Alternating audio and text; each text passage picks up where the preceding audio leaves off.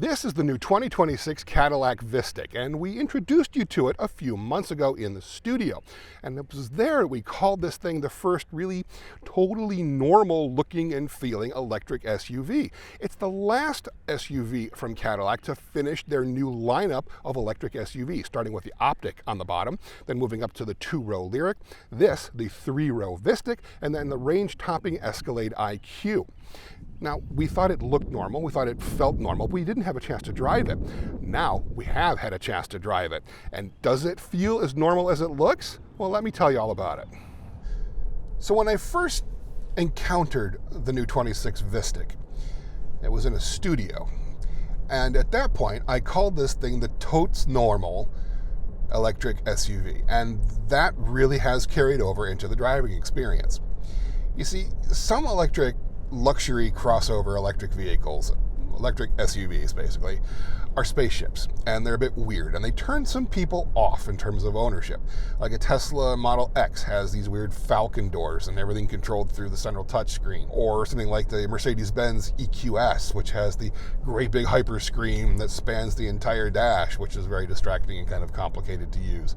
Or maybe something like the Rivian R1T, which has front-end styling that a number of people like, but a number of people don't. So Cadillac has instead introduced the Vistiq. The main interesting thing about the new Vistiq is that it's totally normal. It feels like this could be just a continuation of the Cadillac XT6, which is the gasoline version of their 3-row luxury midsize crossover. But instead of a gas engine, you've got the electric powertrain, which is better, I think, than the gas engine because it's completely silent. The noise you hear is spaceship noise that's generated by the vehicle because I happen to have it in sport mode at the moment.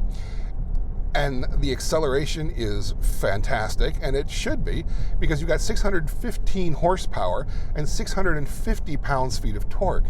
And that's standard in all Vistiqs. They're all going to come with that dual-motor all-wheel drive. They also all come with a 102 kilowatt-hour lithium-ion electric battery, which is a good size, frankly, for a vehicle this size. Not too big, not too small, not too heavy, but certainly not light. And not as big as you'd get in a Cadillac Escalade IQ. That thing is actually made on a larger platform that's shared with the GMC Hummer EV and the Chevrolet Silverado EV pickup. So that thing is kind of in a weight and size category above this considerably. This feels a lot more manageable. It's tight, it's well controlled. Yeah, it feels heavy, but the steering feel is actually quite good, and it's responsive. The ride quality is exceptional, and it should be because it's got standard semi-active dampers. You can get a full air suspension as well. That's an option. This one is the sport trim, so it's got the steel springs and the semi-active dampers, which is, quite frankly, a fine combination. I have no complaints at all about the ride quality in here, or in terms of the body roll or the handling characteristics. It's not a sports car. You're not going to drive it like a sports car. It's a 3-row family SUV. So it's big, it's, definitely heavy, but it's eminently comfortable. And the one thing you notice about this thing is that it's almost absolutely silent. There is almost no wind noise whatsoever.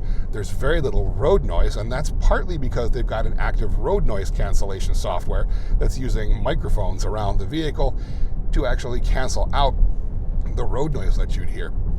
And you kind of need something like that in an electric car because you don't have any powertrain noise to mask the road noise. So having software that'll do it instead, frankly, makes quite a lot of sense. And it does it very well. This is one of the quietest big SUVs that I've ever driven. And that adds to the luxury feel of the thing for sure. It's also reasonably efficient. I'm kind of surprised. I'm getting about 2.5 miles per kilowatt hour on just a normal driving experience like this. Some higher speeds on some highway stuff, but twisty road like this, 2-lane, with the air conditioning on and a couple of people in this thing, it's actually doing reasonably well. Not the most efficient vehicle I've driven in terms of electric vehicles, but certainly not the worst. That would have been the Hummer EV. But still, it's doing very well. The interior is, again, normal. It's very nice. The material quality is excellent in here, and again, it had better be for the price that they're charging for it. The one thing we don't really care for is the fact that everything in here is touch sensitive. Climate controls in the 8-inch screen, the forward command screen that they call this thing. This is where all your climate control is. It's all touch sensitive, which is annoying because you have to take your eyes off the road in order to actually use it. In front of you is a 33-inch panoramic screen, which you've seen in the Lyriq, which you've seen in prior versions of the Escalade. This is very much well known, very common now, and it's running their latest Google software OS as well. And I'm coming to accept that this is just fine. It doesn't have Apple CarPlay. All the new GM stuff that have the Google software, if it's electric, it doesn't have Apple CarPlay because they really want you to use the Google ecosphere, technosphere, whatever you want to call it, because there's subscriptions involved and they're going to get a cut of that money. But if you have a Google phone, or if you have Google systems that you use regularly, this will be fine. You could download all kinds of stuff from the Google Play Store. It also allows you to do streaming of audio with Dolby Atmos enabled. We first encountered Dolby Atmos in the Cadillacs in the new 2025 Optic, and it sounds fantastic there. It also sounds fantastic here. Dolby Atmos is going to be proliferating throughout the Cadillac lineup throughout 2026, and the Vistiq, being a 26 model, does actually have it. It comes with a standard 23-speaker AKG premium sound system that features that Dolby Atmos on the streaming stuff. So the fact that that all comes standard makes the starting price for the Vistiq a little bit more tolerable. The driving experience of the new Vistiq is pleasant and calm and easy. You've got a couple different drive modes that you can choose from, and they do actually make a difference. It's through this touchscreen. You push that button. Touring, Sport, Snow and Ice, and then you have a personalization, My Mode. I'm finding that I'm liking it best in Sport mode because I think Touring mode is a little bit lazy on the accelerator pedal. You got to really push into it in order to get some movement. Sport mode, bit more responsive, bit tighter steering. It also makes the powertrain make a little bit more noise, which maybe you like it, maybe you don't. The brakes, though, the brakes are fantastic. They're very progressive. You do have a one-pedal driving mode option as well, and you can even adjust if you want it high, you want it medium. I think high is a little bit high, but I actually think given the normalcy of the rest of this SUV, I don't even want to put it in one pedal mode. There are a couple of things that I have to ding Cadillac on for this interior, and the first one is what's in front of my face right now. On a sunny day, there is a grill of sorts on the top of the dash behind this big 33-inch curved panel.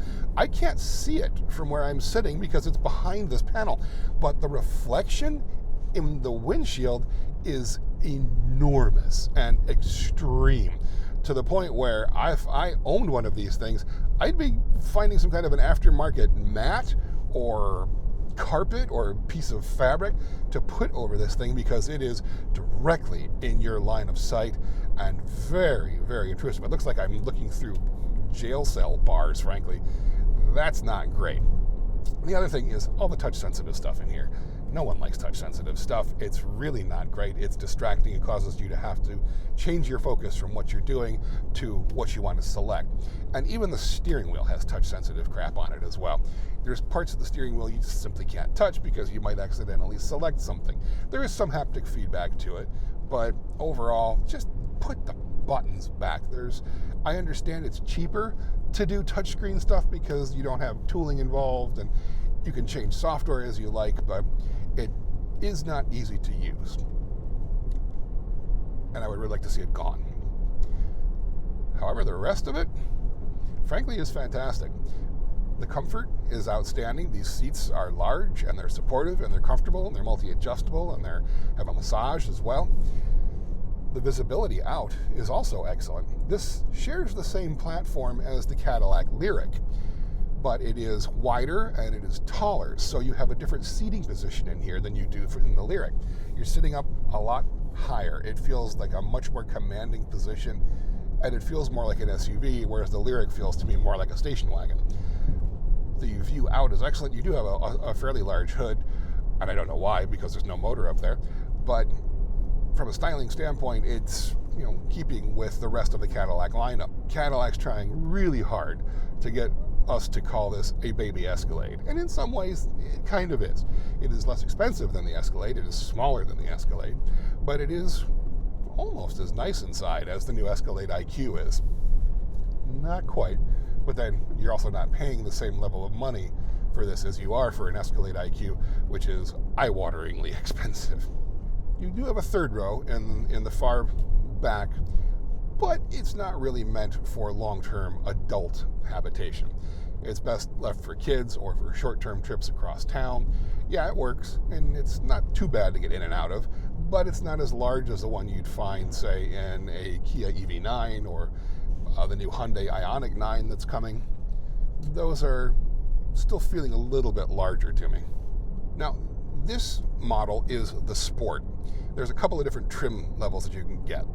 Sport is the mid-level. There's a luxury version as well, but there's also a premium luxury and a platinum version.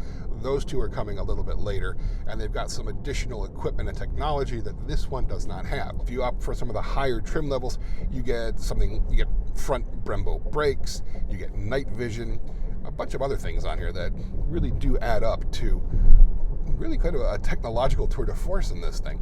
So while it does feel quite normal, and it does feel pretty much very familiar and everyday usable, it's by no means ordinary. It's still got quite a lot of equipment in here, which is good because, it is on the expensive side for any kind of a three-row luxury crossover. It's when speeds start to get elevated that you do start to hear a little bit more noise in the cabin, but it's not wind noise, and it's not even necessarily road noise. It is tire slap more than anything. And that's really not that intrusive, and only on certain surfaces, so really that's not so much of an issue. Overall, the thing is just really quiet, really pleasant, quite nice, and something interesting, it comes with standard Super Cruise. Super Cruise is the semi-autonomous hands-free driving system, but they've changed it up a little bit in the Vistiq in terms of how you activate it. So you've got to activate it by pushing the Super Cruise button here. Then you'll see the little hands and lanes system come up. Then you'll get the Super Cruise icon if you can actually use it where you are on the highway you're at. But you don't press the Super Cruise button again. If you do that, you'll turn off the system. Instead, you push set.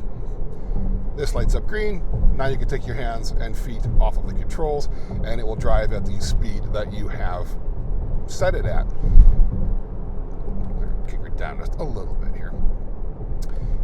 And it can either maintain the posted speed limits automatically, that's something new, or it will maintain the buffer zone that you've set above the speed limit when the conditions change. Say it's 70 miles an hour on the highway that you're on. If you set it at 75, if the official highway speed limit changes to like 60 or 65, it'll drop the speed, but still keep it at 5 miles an hour over the speed limit because that's what you've set it at. And you can do that up to 10 miles an hour over the posted speed limit. Now you could override it, or you could actually turn that feature off if you don't want it to be changing speeds based on the local posted speed limits.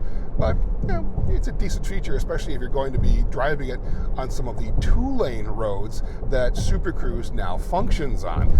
I'm not entirely comfortable driving it on 2-lane roads, quite frankly. I prefer to do it only on open highways like this, where everyone is traveling in the same direction. You don't have oncoming traffic coming at you. You don't have side streets. I feel a lot better about using Super Cruise in these conditions, and it works really well in these conditions. It also does automatic lane changing if you want, or you can do the changing yourself by just tapping the turn signal if you want to be in a certain lane. Another new feature is that if you have navigation set through the vehicle's navigation, it will change lanes for you to get you in the right lane for an exit or entrance or changing of highways. And it also works quite well in that regard. So there have been some changes to Super Cruise coming in the 26 Vistiq that eventually we'll probably be seeing across the lineup of all of General Motors vehicles, but for now, it's just in the Vistiq. And they work pretty well, but you do have to learn the certain changes and how to use it if you are already familiar with how Super Cruise works. So not only does the new 2026 Cadillac Vistiq look normal, it drives normal too, but there are some exceptions, such as the fact that it has a completely silent electric powertrain.